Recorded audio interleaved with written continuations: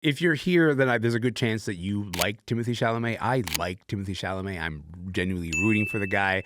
But today we talked about Club Chalamet, who is running a fan club, question mark, for Timothy Chalamet. It's a one-woman fan club who, in her own right, has become maybe a bigger story sometimes. She's got this big Wall Street Journal profile.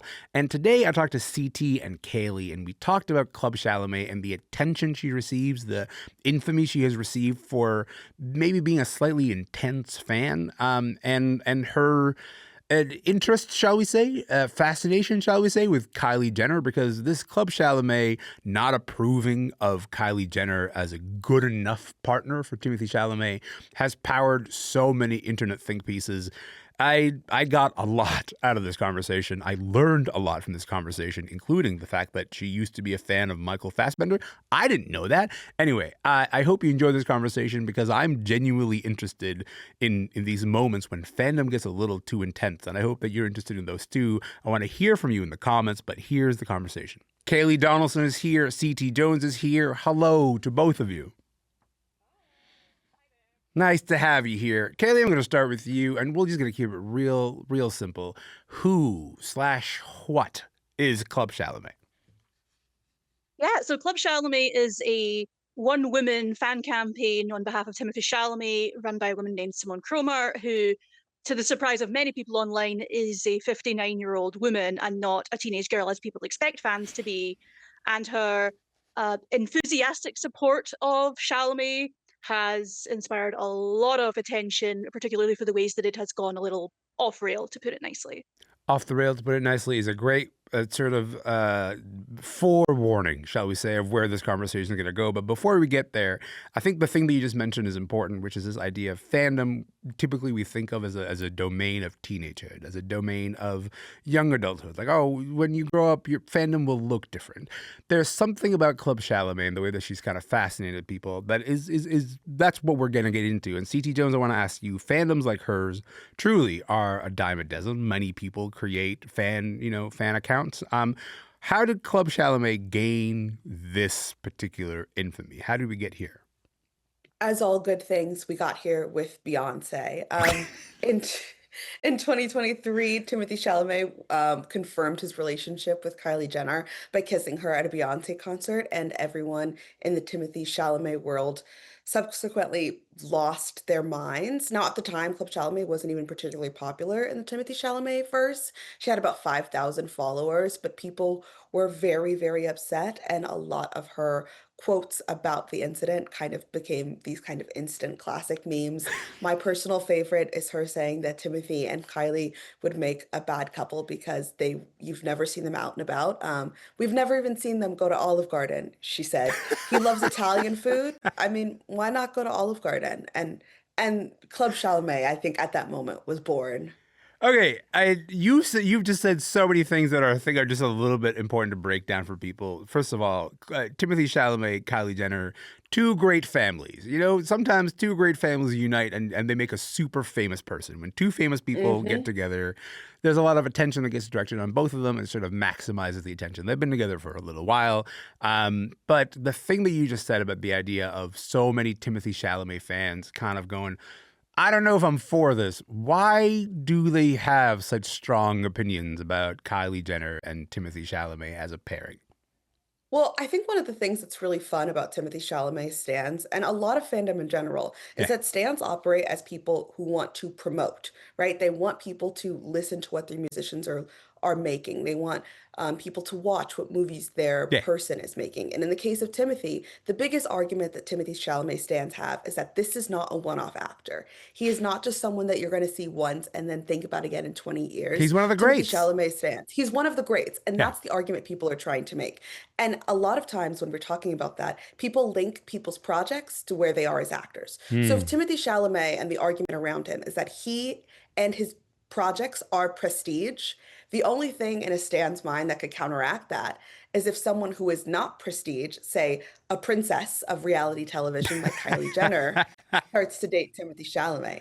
Club Chalamet also says something super famous, whereas she saw Kylie Jenner as spiritually low IQ, something that would not mesh with the prestige class that Timothy Chalamet brings to the table. The notion of like going like I'm a fan of this person, but also the person they appear to be dating is bringing them down. That's really what we're sort of dealing with here. So, Absolutely. Kaylee, the Wall Street Journal reports that Simone Cromer makes enough money to cover her trips to Italy.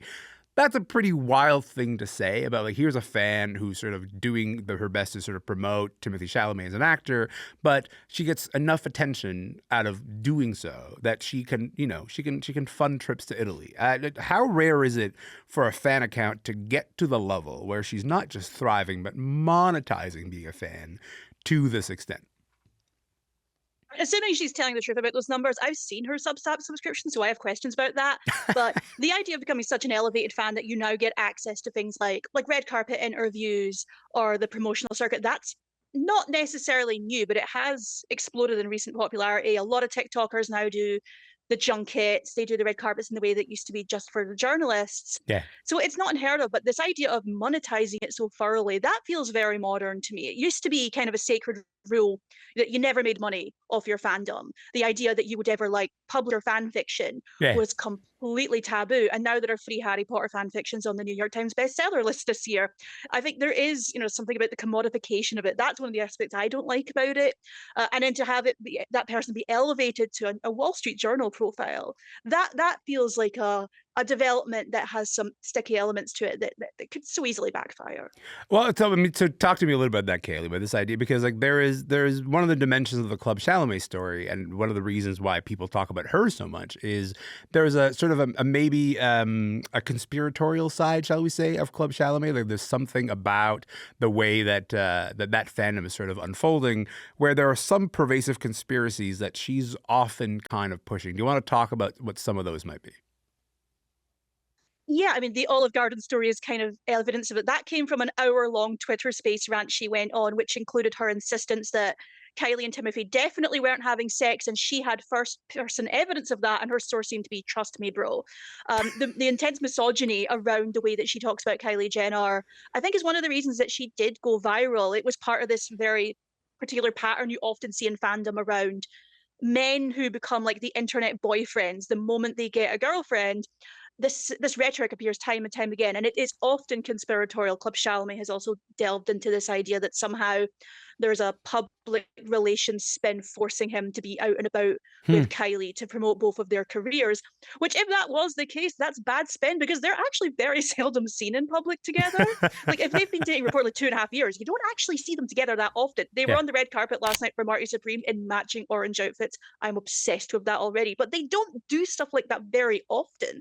So the idea that there's this nefarious puppet master looming overhead who is usually named as Chris Jenner, let's be honest, Mm. is one of these things that you see a lot with this kind of the fandom kerfuffle. First of all, I agree with you about the orange outfits on the red carpet for Marty Supreme. I walked into the office today and I was talking to our producer Amelia, and I said, Amelia, I don't know what we need to do, but we got to source those orange boots that Timothée Chalamet is wearing because I need them tomorrow. But on the sort of to just zoom out for a moment here, Timothée Chalamet's had a pretty successful career so far, CT. I mean, like I don't just mean Dune. I just mean like whether he's Call Me by Your Name or A Complete Unknown. Marty Supreme, again, he's sort of in the Oscar kind of contention. What is it about Timothée Chalamet that makes his fans sort of feel like they have this additional layer of ownership, CT, over him that you don't necessarily get with other kinds of fandoms? There's something about Timothée Chalamet that invites, well, he's not inviting this, but I think there's something about the way that his career has unfolded that has kind of given some people more permission, shall we say, over ownership over him than other celebrities. I think what's really clear about Timothy Chalamet is that the people long for a working man as actor, right? They don't want a nepo baby anymore. They want someone who went to NYU, Mm. may or may not have kissed a lot of their friends, and is now reasonably on TV, where you could look and say, I think I had freshman lit 101 with him. This is kind of the major appeal of Timothy He's Chalamet accessible, is yes. he's accessible. It's that chant of like, one of us, Yeah. one of us. And he's also very honest, open in public about the fact that he wants to be one of the greats. So you Hmm. can't ever get him on the idea that he's striving because Timothy Chalamet is the first person to look you in the eye and say, I am a striver. I want to be one of the greats. Yeah. And so people get to hear him say that goal. And then for a stand, your next answer is, well, how am I supposed to get him there? I'm going to do whatever I can to make sure that I do my part in getting him to be one of the That's greats. so wholesome. How am I supposed to get him there? It's sort of like incumbent upon the fan clubs to sort of carry him to the goal of winning an Oscar. But Kelly, to that extent, like what is the ultimate goal of a fan collective like Club Chalamet? Like what do you exist for? What's the thing that you're actually trying to like push towards? It's really interesting to see how a lot of these fandoms and a lot of these people treat the liking the thing that they like as like a numbers game. It's not enough Hmm. to just sort of appreciate, I really like this actor, I like this film, let's talk about the craft, etc. It's really, we have to make this the biggest of the biggest, the best of the best. We have to get them the most awards. We have to up the letterboxd average, the Rotten Tomatoes score, the Spotify streams, for instance, Yeah. because it's a really tangible way to prove that your favorite is the best.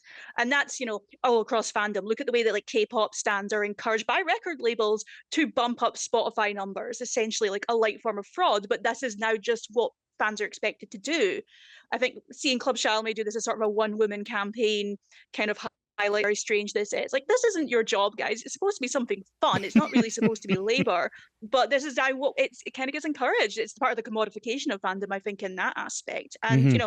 for someone like Chalamet, who's hyper ambitious, who's very open about it, and will one day win an Oscar. I think he will win it like when he gets to the Leo age of The Revenant. They don't tend to award young men under like 35, Hmm. but to put yourself behind the winning horse, there is a sense of joy that comes with that for a lot of people. I think when we sort of step back and look at this Club Chalamet story, so much of the intrigue and the interest has been around Simone's age and identity, right? And so, like, when we sort of watch how this story is unfolding, CT, sometimes stand-up has to do with like a romantic interest in that celebrity. Is that Hmm. what's going on here? What do we know about how that relationship is described, shall we say? I don't know what Simone's dreaming about at night, but I know what she's publicly said on Twitter, which is Okay. that there are no sexual urges. She said, Timmy's my bro. I want to stand behind him. Yeah. But you can't separate kind of her meme status from the fact that she is older. And a lot of people, when they see the way that she talks about him online, their immediate question is, what's going on here? There's an Is there, intensity to it. There's a real intensity to there's it. Yes, there is a real intensity. Yeah. And I think it's one of those things in fandom, a lot of the stands that are the outliers. So not everyone is like Club Chalamet, but a lot of times when people cover stan culture, the outliers kind of get elevated to this goat status, sort of say. Whereas if you talk to people in the actual fandom, I would say Club Chalamet is like that one cousin that everyone has. Like she's got a place at the table for Thanksgiving dinner, but you're not bringing her out in public, sort of. I think there are degrees of fandom, shall we say, and most of us have, I don't know, the wherewithal to go, that's not for the public. I will keep that for. I'm not creating a fan account about this, and I say this, and I like there are lots of really intense fandoms that I have. I don't come around the dinner table talking about Bob Dylan. You know what I mean? Don't even try to get me started. I'm not doing that. But Kaylee, what are the dangers, if there are any, to a profile, this much attention, shall we say, on one sort of source of fandom like Club Chalamet? Because that Wall Street Journal profile, it was not a short one. Like that big photo shoot, a lot of resources went into putting that thing together. Are there any dangers to sort of putting her in that position, you think? I'm hesitant to sort of label her as a danger, or really any kind of one individual person in this, because I do Yeah. think that she's very weird, and I think the way she engages in misogyny and often very cruel rhetoric is really nasty. She was making fun of Guy Pearce for coming forward about being harassed by Kevin Spacey, for instance. Hmm. But it's more about the larger picture of what happens when we continue to sort of normalize and treat this really zealous, often very questionable aspect of fan behavior and fan culture as not only a norm, but something that the celebrities should just shut up and deal with. Hmm. You know, surely there must be a publicist at some point who has said, let's get Simone sit down and have her interview Timmy. Like, what do they want him to react to in that space? He is aware of her. He has met her a couple times. She shows those selfies on a lot. But at what point does that start to get into some, dangerous areas? Because maybe she is perfectly okay and perfectly normal and just wants to hang out with her nice nephew, baby Bob Dylan. But at what point do you accidentally bring in someone who gets into different areas? Because we know how much a lot of online fan spaces have sort of blurred the lines of journalism and blurred the lines of what they believe is activism, and have gone after people like Amber Heard, like Megan Thee Hmm. Stallion, like Evan Rachel Wood, women who have been at the receiving end of of alleged abuse, of all this cruel behavior and misogyny. We've seen how this stuff can get weaponized and normalized. I just think it's something we should maybe be a little careful about, especially because it's just, if nothing else, it's so messy, and maybe we should be less messy. Listen, every time I go like, this feels benign, and then I remember all the ways that she's like cropped out Kylie out of the photos that Timothy's in, and I go, maybe it's not that And it's benign. not the first time she's done it. Sorry to interrupt, but this isn't the first time that she did this. I didn't realize that I knew her pre-Club Chalamet. She used to be a Michael Fassbender stan, and she was on this film forum I used to frequent, and she was weirdly misogynistic too, and she went right off Michael Fassbender and started ranting about how he was a total flop and she wanted nothing to do with him because he started dating Alicia Vikander, who's now his wife and the mother of his children. So I think when I see this Club Chalamet stuff being sort of elevated and sort of pseudo-ironically being celebrated, it's like, this cycle's going to end. If Chalamet marries Kylie or just does something she doesn't like, she'll move on to someone else. This is the cycle of fandom that's happened time and time again. This is as old as fandom itself. I'll give her this. She's got good taste. I know. Michael Fassbender and then Timothy Chalamet. Those are two great choices. CT, I want to give you 30 seconds here. Are there any worries for you? Any dangers to, profiling, paying that much attention, giving that much attention directly to someone like Club Chalamet? I think it's helpful for people to kind of get a face to the name that they keep hearing about online. What I would like to point out is that I think I would love for us to kind of push back against this commodification and monetization of fandom. Like, it used to be you were posting for the love of the game. Yeah. And now we have made it this gross, icky thing. And you can't successfully remain a fan first and continue to create great work. So I would just say for people who are seeing Club Chalamet and thinking, maybe I can make money off of the things that I really, really care deeply about, maybe create first. Don't just follow in someone's shadow, and then you won't have a watch list with your name on it. CT said, bring the love back. Put the love back in fandom. Hashtag stream purpose. Okay, I appreciate both of you. You guys, this has been wonderful. Thank you for your time. This has been great. Thank you again. Thanks very much. Of course. Thank you. CT Jones is a writer for Rolling Stone. Kaylee Donaldson is a pop culture writer and creator of the Substack Gossip Reading Club. My name is Elamin Abdelmahmoud. This show is called Commotion. If you're going to be around this time tomorrow, I'm going to be here, and I would love to see you then. Have a great day.